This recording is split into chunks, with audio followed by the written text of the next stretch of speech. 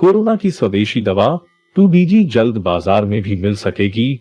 DRDO की ओर से विकसित कोरोना की दवा 2BG की व्यावसायिक लॉन्च का ऐलान हो गया है।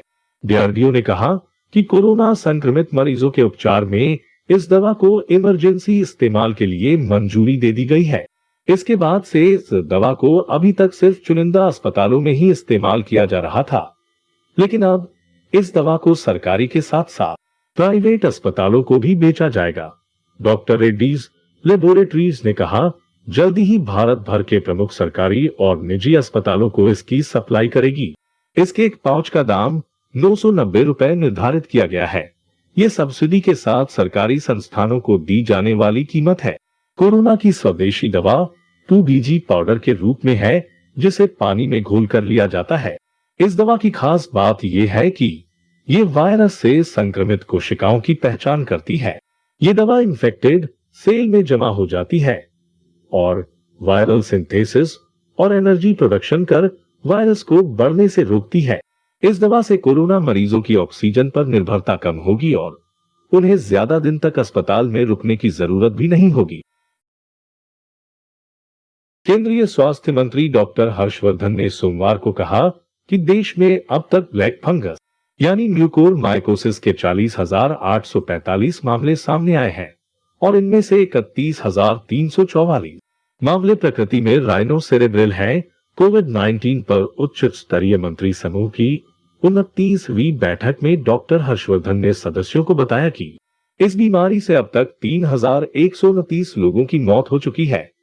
इस बीच कोरोना महामारी के खिलाफ टीकाकरण अभियान भी तेज हो गया है।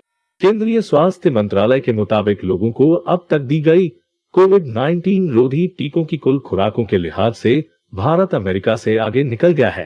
भारत में अब तक लोगों को 32 करोड़ खुराकें लगाई जा चुकी हैं। अब एक खबर उन लोगों के लिए है जो मोबाइल को चार्ज करते हुए कॉल करते हैं या फिर गाना सुनते हैं। हेडफोन लगाकर गाने सुनते समय फोन अचानक ब्लास्ट हो गया और हो गई मौत। हरिद्वार में उद्यान विभाग में तैनात और वर्तमान में कुंभ मेला प्रशासन में सहायक लेखाकार का कार्य संभाल रहे कर्मचारी हेडफोन फटने से गंभीर रूप से घायल हो गए। उनको अस्पताल ले जाया गया, जहां चिकित्सकों ने उन्हें मृत घोषित कर दिया। रविवार की रात 12 बजे संजय बड़ा हेडफोन लगाकर मोबाइल पर गाने सुन रहे थे। इसी बीच उनकी मां को ब्लास्ट होने की आवाज सुनाई दी। इसके बाद संजय की मां ने आसपास देखा, लेकिन कुछ नजर नहीं आया। बाद में वह संजय के कमरे में गई तो देखा कि कान पर लगा हुआ हेडफोन फटा हुआ है। हेडफोन की बैटरी फटने से संजय की गर्दन में बाईं ओर घाव बन गया था।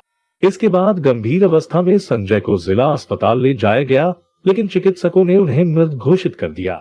सिडकुल थाना प्रभारी लखपत सिंह बुटोला के मुताबिक संजय शर्मा मूल रूप से यूपी के बुलंदशहर निवासी थे और अभी वह हरिद्वार के उद्यान विभाग में सहायक लेखाकार के पद पर तैनात थे। यदि सड़क ठीक नहीं की गई तो सुरेरी थाने को उड़ा दिया जाएगा।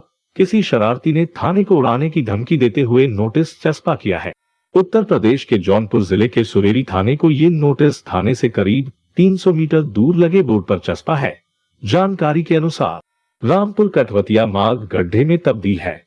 इस मार्ग को सही कराने के लिए ग्रामीण कई बार आवाज उठा चुके हैं। इसी बीच सोमवार को सुरेरी थाने से 300 मीटर दूर लगे बोर्ड पर एक नोटिस चस्पा हुआ देखा गया, जिस पर 27 जून की तारीख लिखी हुई है। इसमें लिखा गया है कि सेवा में श्रीमान थानाध्यक्ष महोदय जी, आपसे निवेदन है कि कटवतिया जाने वाला रोड जो वर्षों से खराब पड़ा है, इसके कारण इमरजेंसी एम्बुलेंस और मोटरसाइकिल वाहनों को आने जाने में काफी समय लगता है और परेशानी होती है। इसलिए इस रोड का काम अक्टूबर के अंतिम महीने तक दुरुस्त किया जाए। अगर ऐसा नहीं किया गया तो रामपुर थाना कटवतिया रोड के अंतर्गत आने वाले सुरेरी थाने को उड़ा दिया जाएगा। पुलिस नोटिस चस्पा करने वाले को खोजने में जुट गई है।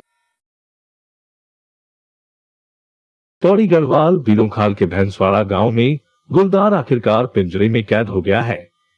इसी गांव में 22 जून को गुलदार ने एक ग्रामीण की जान ले ली थी। वन विभाग के अधिकारी गुलदार का स्वास्थ्य परीक्षण करा रहे हैं। इस बात का पता लगाया जा रहा है कि पकड़ा गया गुलदार वही है जिसने ग्रामीण की जान ली थी या नहीं।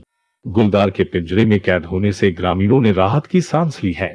थलीसैंण के रेंज अधिकारी अनिल रावत ने बताया कि 22 जून को भैंसवाड़ा निवासी दिनेश चंद्र ढोंडियाल को गुलदार ने मार डाला था। इसके बाद से लोगों में दहशत का माहौल बना हुआ था। डीएफओ पौड़ी मुकेश कुमार ने बताया कि पकड़े गए गुलदार की पौड़ी पशु चिकित्सालय में जांच कराई जाएगी। ये पता लगाने का प्रयास किया जा रहा है कि वही हमलावर गुलदार है या नहीं। इसके बाद उसे रेस्क्यू सेंटर या घने जंगल में उसके प्राकृतिक आवास में फिर से छोड़ दिया जाएगा।